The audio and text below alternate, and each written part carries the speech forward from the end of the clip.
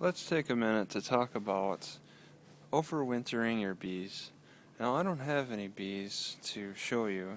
I've learned a lot about them though. There's several ways to take care of them over the winter. Some people don't even take care of them though.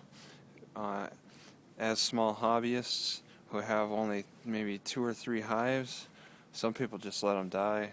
I believe they're about $70 a hive if you buy them in the spring, which is going up because of the issues with what do they call that? Colony collapse disorder, or CCD. You type that into Google. But some people have bigger, a larger amount of hives, but not too many, where they want to ship them to Texas and be a part of the almond season. Yep, some people have enough where they can ship them all the way to Texas to overwinter and then move them to California.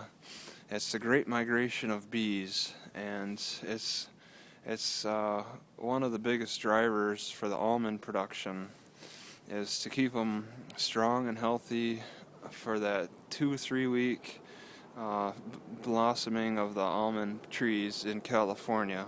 In fact, they even ship them all the way from New Zealand. Different kinds of bees. Pay them maybe, I think it's like maybe $100 a hive or something like that. So if you're somebody with 100 hives, it might be worth it to ship them for the California season. So that's an option, is to keep them moving, because some bees are better prepared for the winter than others. For example, the Italian bees tend to be friendlier, but don't do as great in the winter time. They require a bigger ball to survive the colder weathers.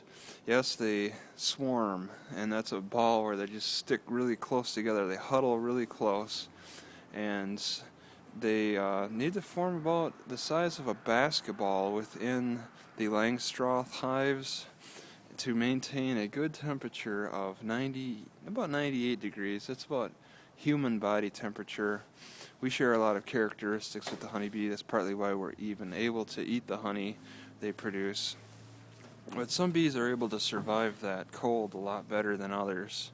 There are those Russian bees. They're a little smaller, and in fact, they're able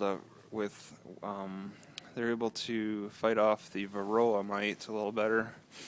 But if you do keep them in the winter, we've had the past few days have been horrible. We've had negative 20-degree nights. This would definitely strain the bee population for anybody who's tried to overwinter them around here.